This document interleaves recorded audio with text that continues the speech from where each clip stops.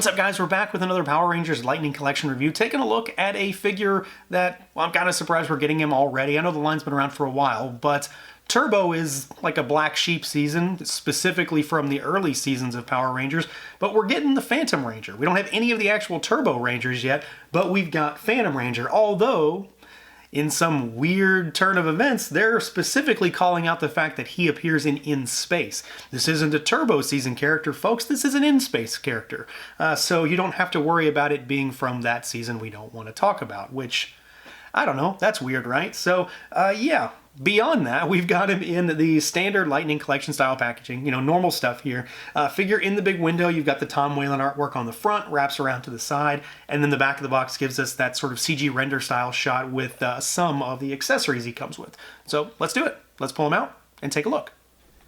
And here we go, out of the package, our Phantom Ranger. Whether you want to talk about In Space or Turbo, this is our Phantom Ranger, and one that I've really been looking forward to because this is a very non-Power Rangers looking design.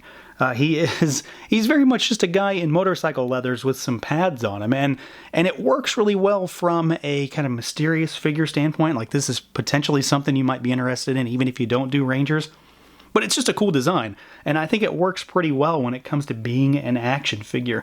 For the most part, I am overwhelmingly happy with this guy, save for maybe just one weird thing they decided to do with him, but overall this is a really cool entry in the line. So let's see what he can do, see how he moves around.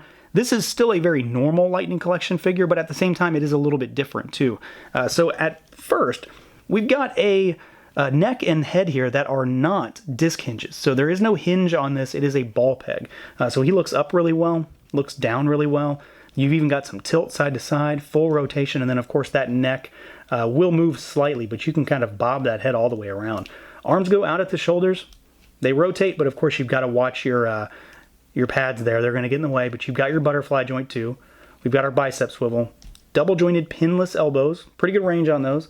And then you've got hinges and rotation at the wrist. We've got our diaphragm cut, so he goes all the way around. Nothing getting in the way, very much unencumbered. And then you've got your ab crunch as well, so he goes forward, and then he goes backwards really well, and really nice tilt side to side. Legs out, not all the way, but probably far enough, I'd say. Kicks forward, kicks backward a little bit. You do have your thigh cut, and then you've got double jointed pinless knees. We've got a really, really nicely hidden boot cut, because of course the boot comes over top of his suit, so that's hidden really well. And then we've got a really nice rocker and hinges down at those ankles. So this guy is again very similar to pretty much everything in the line, but at the same time he does feel a little bit different in a good way. He feels like he's changed up just enough to be kind of like almost the next evolution of Lightning Collection, because of course he is fully pinless.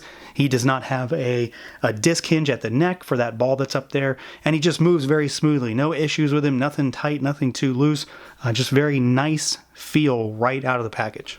For me, though, one of the big draws with this guy is just the aesthetics. And I know that's kind of odd because he's mostly just black, but it's that very non-Power Ranger look that makes me interested in this figure. There is one humongous weird blemish on this guy, though. Not specific to my figure, but like what I feel is a blemish on the figure as a whole that we'll have to talk about. But overwhelmingly, this guy is really, really nice to look at. Again, he's mostly just black, and you know, it's varying finishes of black, so some are a little bit more matte than others.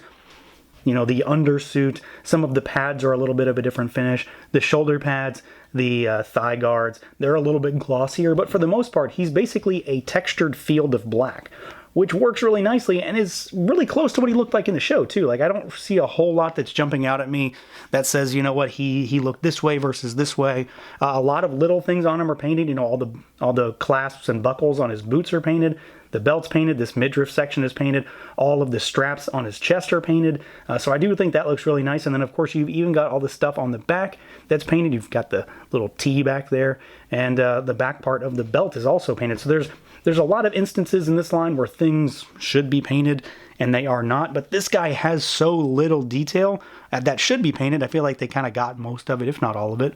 There's probably something that I'm missing, but everything that is painted here is very cleanly applied. I have no issues with slop or any kind of mess or anything like that, and he just looks really cool. Like I said, he is decidedly non-Power Rangers. If you didn't know he was from Power Rangers, and I've had quite a few people ask me after posting pictures of him, what is he? And he very much doesn't look like a Power Ranger. So I think that's kind of a cool way to get into this line. If maybe you don't know what he is, you can grab one of these and throw him on your shelf, and he's just going to look like this cool sort of shadowy figure.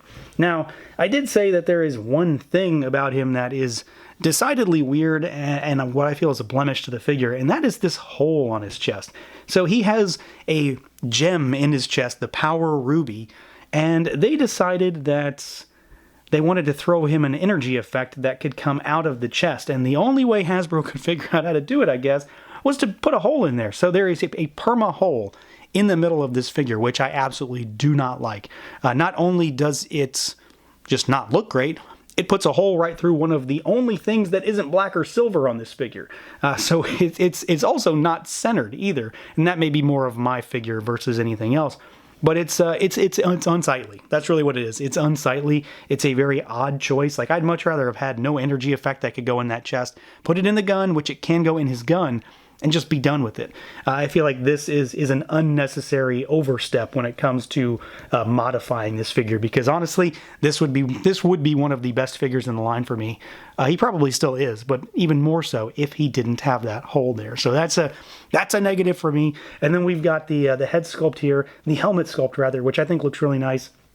Again, it's very much a situation where the texture is different, so it's like a lot of the head sculpts, the helmets in this line, they are much more glossy than the figure itself, which, it makes perfect sense. So this black is really glossy. You've got this nice silver metallic paint with tons of this sort of techno greebling on the side down there, and then of course the black visor with a little hit of red up there just to bring it out a bit. It's another instance of one of the few areas on this figure that aren't black or silver. But I do think the helmet sculpt looks really nice. The ridges that run down the top are nice. And it's just a cool looking design. And it translated really, really well into figure form here, just like pretty much everything else about this guy did, really, except for that hole. Now, as far as accessories goes, Phantom Ranger has like a decent spread. It's nothing exceptional, especially for the Lightning Collection. Some figures can just have 1,000,001 accessories. He does not. There are a couple curious things with this guy, though. The first of which is the fact that he has this gun. And, someone correct me if I'm wrong. If I'm wrong on this, let me know. But this is a Turbo Navigator in some form, I believe. And I don't think he actually had this. Like, he had it in the toy lines. But he had a gun that was like shaped like a bat or something. Like, it had like a wing look to it. So I'm not so sure about this. I mean, if anything, it makes me think that they're going to start making Turbo Rangers because they've got accessories that they can use. I'm not too sure, so someone let me know if I'm incorrect in that regard. It's a cool looking gun, though. He has absolutely no place to put it, so there's no weapon storage on this guy, except for, of course, in his hand. And then he, of course, has hands for it. So he's got a trigger finger hand on the right here. He's got a fist here on the left. And then he's got the opposing hands as well. So he's got a left trigger finger hand, and he's got a right fist, so you can mix and match and do whatever you need to do with that. He does have effect parts, and of course there's the one that I've already mentioned, the one that goes into the very ugly hole on his chest, the Power Ruby hole there, so you can blast something out of his chest. It also will fit in the gun. So you can pop this guy right in there, and you've got your blast effect for your gun. Mine is kind of warped out of the package. We'll have to work with that. But it's good to have something that works in at least two places. I'm still not all that jazzed about the fact that he has this hole in his chest. It works fine when you're using the effect piece, but when you're not, it's a hole. And then he has one of these too. So you've got this like the blast effect thing that we've seen it a few times now. The ones that came with like the putties and stuff like that.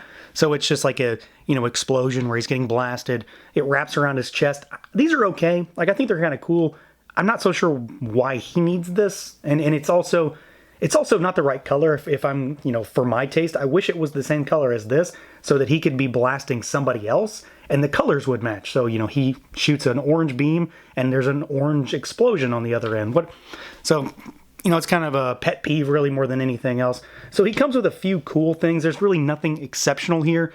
And then, of course, I am kind of questioning what's going on with this gun because I would have much rather had what it's like, just like the Phantom Laser, I think is what it's called. And it looked not like this, but like a bat wing. So overall, this is a very solid figure. He has one real problem for me, and then maybe like one curiosity. So the hole in the chest is a big deal for me. I don't like it. I think it's very unneeded. It is cool to have that effect, that blast coming out of his chest. Like, that's still a cool thing. but I don't need it. I'm probably never going to display him that way. I'll take some pictures with him like that, but I'm not ever going to display him that way. So that's just a negative when I'm going to go around and say, hey, look at that figure. He looks great except for the hole. And then, of course, he's got... I'm not so sure about that gun. Like, I don't know if he's really supposed to have that gun or not. I know he had it in the toy line, but I don't know about this one. And he does have a more unique gun they could have given him. So I'd have much rather had that, but otherwise, he's still a really solid figure. I think he's sculpted incredibly well. He moves very nicely. I love the idea that this guy is pinless and hope to see more of that in this line. And overall, it's just a really cool looking design that translated very nicely into a figure. Probably whether or not you're a Power Rangers fan. This, again, is something that may appeal to you even if you don't do Rangers. So that's going to do it for this look at the Power Rangers Lightning Collection Phantom Ranger. Let me know what you guys think. Feel free to like, comment, subscribe, and share, and until next time.